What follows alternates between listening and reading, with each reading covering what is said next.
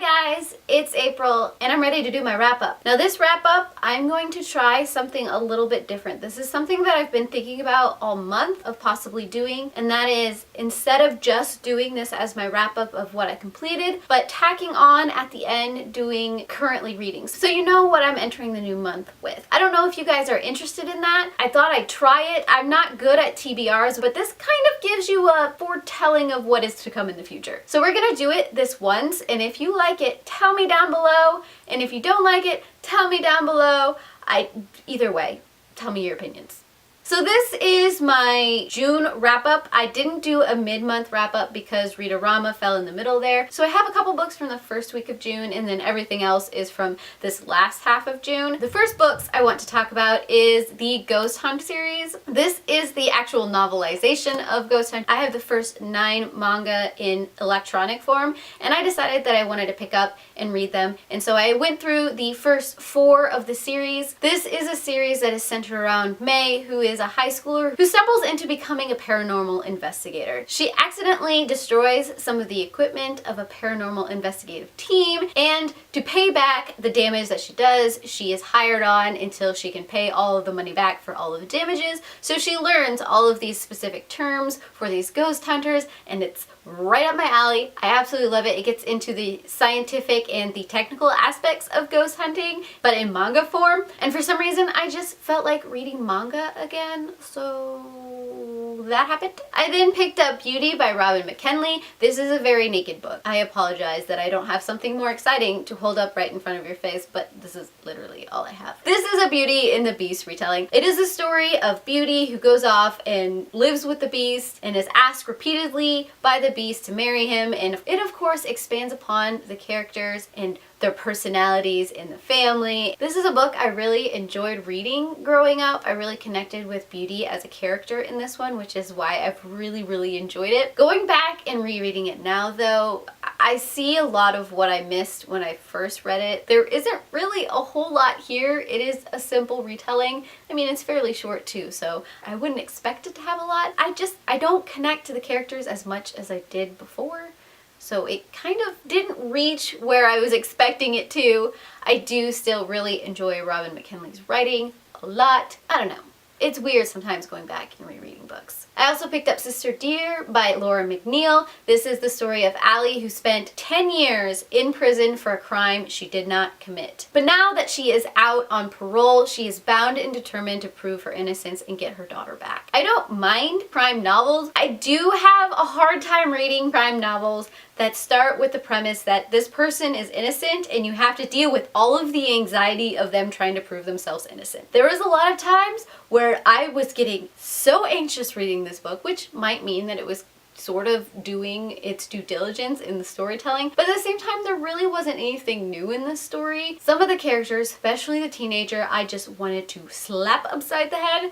I couldn't handle it, so because of the stress and anxiety factor that this book induced, I'm not a huge fan. And then I finished the Protector of the Small series with Lady Night by Tamora Pierce. I enjoyed the reread of this series. I enjoyed it so much more than the first time I read through the series. I have a whole review on all of my thoughts on this series. I will link it above my head and down below in case you are interested. But this whole series follows Kel in her journey to become a Lady Knight. This is when she is finally a Lady Knight and she is dealing with some serious crap. I don't know if I'm allowed to say that, but some serious crap, and I really like seeing her placed in a leadership role and all the things she has to deal with and how she handles it. I enjoy Kel as a character this time around. I really do. As always, I do a buddy read with Shayla, and this time around we picked Now I Rise by Kiersten White. This is the second one in the Anti Darken series. This is a Vlad the Impaler retelling, but in this case Vlad is a female. Now going into this series, I knew the general gist of Vlad's story,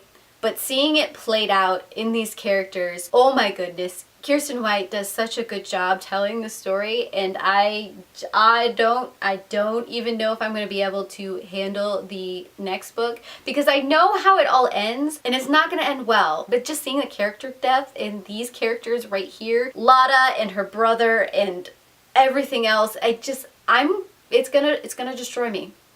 It's It's going to. And finally, the last book that I read was Bone Witch by Chupeco. This is the story of T, who finds out she has necromantic powers and therefore she is a bone witch. Because of this power, she is ostracized by her people, but at the same time they require her service. So this is her journey as she's training to become a bone witch and service the people. It is told in a very fragmented pattern. You have old T, who's actually telling this story to a man who comes and visits her because she's on a mission. There's something that happens along the way that has made her even more ostracized than a traditional bone witch. And this is her journey into that and why it happens. This doesn't tell the full story yet. So yes, there will be more of this in my future. And the first book that I am currently reading is Child of the Prophecy by Juliet Merlier. This is the third book in the Sevenwaters series. I was supposed to have this finished in June, and I did not. I'm about 7 pages in, approximately, and it is a reread. It's just motivating myself to read this book is a little bit of struggle. It's not a bad book. I think once I get into it, it'll be fine, but this is the continued journey of the Sevenwater clan and everything that happens to the land, and I can't really tell you much without spoiling the other books, so I'm not going to do that. And finally, the last book I am currently reading is The Natural History of Dragons, a memoir of Lady Trent by Marie Brennan.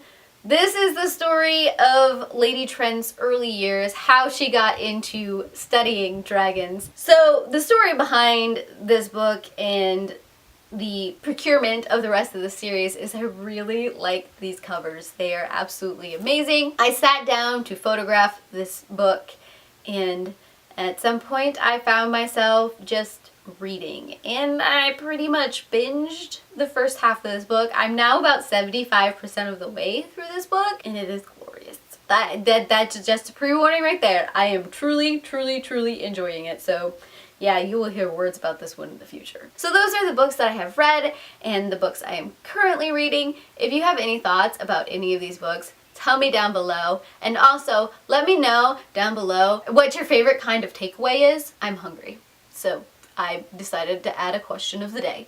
Tell me down below, and I heart your beautiful faces. Bye.